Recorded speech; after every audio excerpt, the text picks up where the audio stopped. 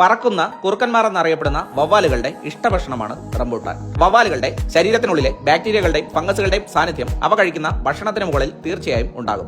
ഉയരങ്ങളിൽ നിൽക്കുന്ന റംബൂട്ടാൻ പോലുള്ള ഫലവർഗ്ഗങ്ങൾ വളരെ വേഗം ആകർഷിക്കാൻ കഴിവുള്ളത് കൊണ്ട് തന്നെ ഇവ കടിച്ചു കഴിക്കുന്ന ഫലത്തിൽ മാത്രമല്ല അതിന് ചുറ്റിലും നിൽക്കുന്ന കായ്കളുടെ പുറം ഭാഗത്തും ഇവയുടെ ചലവും ശരീരത്തിനുള്ളിലെ വൈറസും ഒക്കെ വ്യാപിക്കാനുള്ള സാധ്യത വളരെ കൂടുതലാണ്. കടകളിൽ നിന്നും വാങ്ങിയ ഉടനെ തോൽഭാഗം കടിച്ചു കളഞ്ഞ് അകത്തുള്ളത് കഴിക്കാൻ ശ്രമിക്കുമ്പോൾ ആ വൈറസുകൾ നമ്മളറിയാതെ നമ്മുടെ ശരീരത്തിനുള്ളിൽ പ്രവേശിക്കുന്നു. പറന്നുകൊണ്ടിരിക്കുമ്പോൾ തന്നെ ഒന്നും രണ്ടുമൊക്കെ നിഷ്പ്രയാസം സാധിക്കാൻ കഴിവുള്ള വൃത്തിഹീനമായ ചുറ്റുപാടിൽ കഴിയുന്ന വവ്വാൽ എന്ന സസ്തനിക്ക് നിപ്പ വൈറസ് എന്ന വളരെ മാരകമായ അണുബാധ പടർത്തുവാനുള്ള കഴിവുണ്ട്. നിപ്പയുടെ സാന്നിധ്യം മനുഷ്യരിൽ മസ്തിഷ്ക വീക്കം അഥവാ തലച്ചോറിലെ അണുബാധ ഉണ്ടാക്കുന്നതിന് ഇടയാക്കുന്നു. ഇത് ചികിത്സിച്ച് ഭേദമാക്കുന്നതിന് ഇതുവരെ ഫലപ്രദമായ മരുന്നോ വാക്സിനോ ഇല്ല എന്നത് തീർച്ചയായും നമ്മൾ പേടിക്കുക തന്നെ വേണം. നിപ്പ പോലുള്ള ജീവന ഭീഷണിയായിട്ടുള്ള വൈറസുകൾ പിടിപെടാതിരിക്കാൻ ആവശ്യമായ മുൻകരുതലുകൾ എടുക്കുക എന്നത് മാത്രമാണ് മരണത്തിൽ നിന്നും രക്ഷപ്പെടാനുള്ള ഏക വഴി. എന്താണ് ചെയ്യേണ്ടതെന്ന് വ്യക്തമായി ഞാൻ പറഞ്ഞുതരാം. വീഡിയോ സേവ് ചെയ്ത് വെച്ചാൽ തീർച്ചയായും നിങ്ങൾക്ക് പിന്നീട് ഉപകാരപ്പെടും. വീട്ടിൽ നട്ടുവളർത്തുന്നതോ കടയിൽ നിന്നും വാങ്ങുന്നതോ ആയിട്ടുള്ള എല്ലാ ഫലവർഗ്ഗങ്ങളും കഴിക്കുന്നതിന് തൊട്ട് മുമ്പ്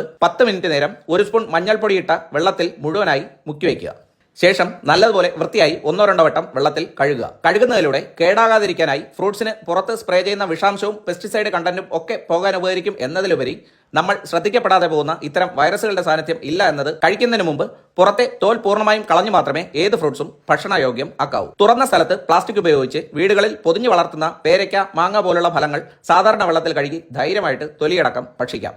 അല്ലാത്തവ വീട്ടിൽ നട്ടുവളർത്തുന്നതായാൽ പോലും കഴുകാതെ ഭക്ഷിക്കരുത്. മുകളിലത്തെ ചില്ലകളിൽ തൂങ്ങിക്കിടന്ന് ഒരുപക്ഷെ വവ്വാലിന്റെ മൂത്രമോ സ്രവമോ ഫലങ്ങളിൽ വീണാൽ നമുക്ക് അറിയാൻ കഴിയണമെന്നില്ല.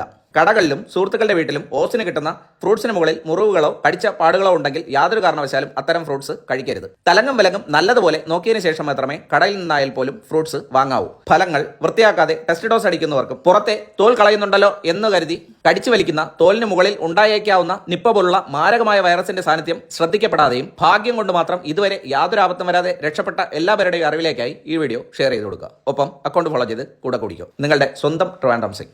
അറിവ് ആരോഗ്യം ഒപ്പമുണ്ട്. ട്രിവാൻഡ്രം സിംഗ് അക്കൗണ്ട് ഫോളോ ചെയ്ത് ധൈര്യമായിട്ട് കൂടെ കൂടിക്കോ.